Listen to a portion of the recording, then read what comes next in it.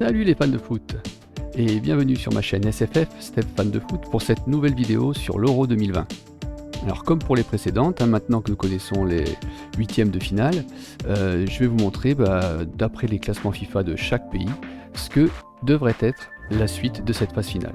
Alors sans plus attendre, jetons vite un œil au classement définitif des différents groupes. Les derniers matchs des phases de groupe ayant eu lieu hier soir, voici donc les classements définitifs de chacun des groupes. Alors je ne vais pas m'y éterniser dessus, puisque vous les avez déjà sûrement vus sur d'autres sites internet. Donc vous pouvez faire une pause si vous voulez les regarder plus précisément. Juste ce qui est intéressant à retenir là-dessus, ce sont les 4 meilleurs troisièmes qui apparaissent sur fond rouge, à savoir la Suisse, l'Ukraine, le Portugal et la République tchèque, qui vont donc retrouver les pays qui sont sur fond violet, qui ont été qualifiés directement. Alors passons directement à la phase finale et à ce que pourrait être la suite et la fin de cet Euro. Vous avez donc sous vos yeux le tableau final de cet Euro 2020. Alors pour ceux qui ont déjà vu mes vidéos précédentes sur le sujet, vous savez comment il fonctionne. Pour ceux qui découvrent aujourd'hui, je vais rapidement vous réexpliquer comment c'est organisé.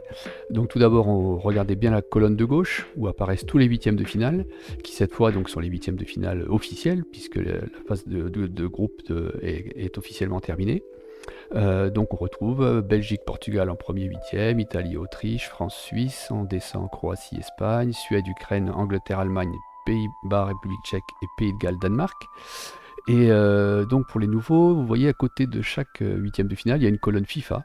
Donc cette colonne indique tout simplement la position du pays dans le classement FIFA parmi les 24 pays qui étaient qualifiés pour cet Euro. Donc prenons l'exemple tout en haut du huitième de finale Belgique-Portugal. La Belgique est première au classement FIFA et donc a fortiori première des 24 pays qualifiés. Et le Portugal est quatrième au classement FIFA parmi les 24 pays qualifiés. Donc à partir de là, la Belgique est en première, le Portugal quatrième. Je suis parti du principe que c'est la Belgique qui doit théoriquement l'emporter.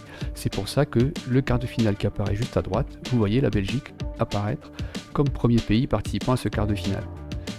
On prend le deuxième huitième de finale, Italie-Autriche, l'Italie classée 6e, l'Autriche 15e, c'est donc l'Italie qui devrait rencontrer la Belgique dans le quart de finale, et on aurait un premier quart de finale Belgique-Italie. De la même manière, si on descend, on devrait avoir un autre quart de finale France-Espagne, ensuite un Suède-Angleterre, et pour finir un Pays-Bas-Danemark. Au niveau de Belgique-Italie, la Belgique devrait l'emporter, un quart de finale tout en haut, donc on retrouverait la Belgique en demi-finale, qui retrouverait la France, ça rappellera des souvenirs, une certaine demi-finale il n'y a pas si longtemps, pour la première demi-finale, et la deuxième demi-finale, on aurait Angleterre-Danemark, avec cette petite surprise du Danemark. Alors si on regarde les deux demi-finales, on voit qu'on retrouverait le premier, la Belgique au classement FIFA, la France deuxième, l'Angleterre troisième. Alors l'Angleterre ne sont pas exactement 3e au classement FIFA, ils sont 4e, mais le 3e c'est le Brésil, donc il n'est pas un pays européen, donc je l'exclus de ce classement, et l'Angleterre est 3e parmi les 24 pays qualifiés, 3e pays européen, et oui, donc le Danemark 7e, donc il nous manque le 4e, 5e et 6e.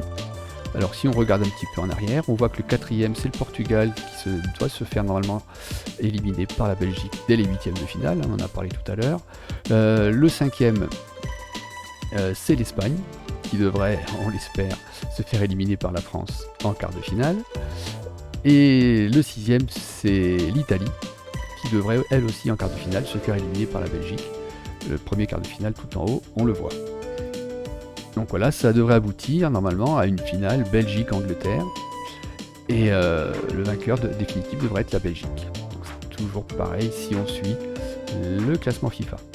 Alors vous aurez remarqué sur ma miniature, et sur mon image de début de vidéo, j'ai fait arriver la France jusqu'en finale parce que c'est ce que je souhaite. Donc si on reprend ce que devrait être le parcours de la France, donc on repart des huitièmes, le troisième huitième de finale France-Suisse, ça c'est officiel, il aura lieu, et ce sera même ce lundi que ce match aura lieu. Ensuite, on devrait rencontrer l'Espagne. Si on réussit à les passer, on devrait rencontrer la Belgique.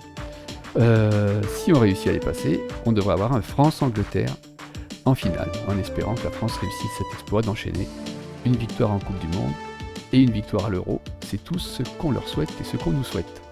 Voilà, j'espère que cette vidéo vous aura plu. Encore une fois, n'hésitez pas dans les commentaires à me dire ce que vous en pensez. Même dans le commentaire, vous pouvez mettre vos pronostics, ce que vous pensez du parcours, soit de la France, soit d'autres pays.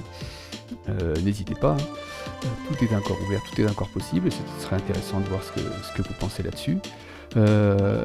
Et donc dans les commentaires aussi, mettez-moi si le genre de vidéo que vous aimeriez que je vous fasse sur des sujets précis du foot, des points de règlement, des organisations de compétition comme aujourd'hui, ou tout autre sujet concernant de près ou de loin le football. Parce que moi, en tant que fan de foot, tout m'intéresse dans le foot, donc soit je saurais vous répondre tout de suite, soit je ferai des recherches, et je pourrais vous préparer des petites vidéos assez courtes, assez agréables à regarder, je fais de mon mieux. Et voilà. Et bien sûr, pensez, n'oubliez pas à vous abonner, hein, ça me fera plaisir, ma chaîne est toute nouvelle, c'est pour ça que j'ai encore très peu d'abonnés, mais si vous pouvez vous abonner, ça me fera très plaisir, c'est gratuit pour vous, un petit like sur la vidéo, et voilà. Je vous remercie, je vous dis peut-être à bientôt, et ciao les fans de foot!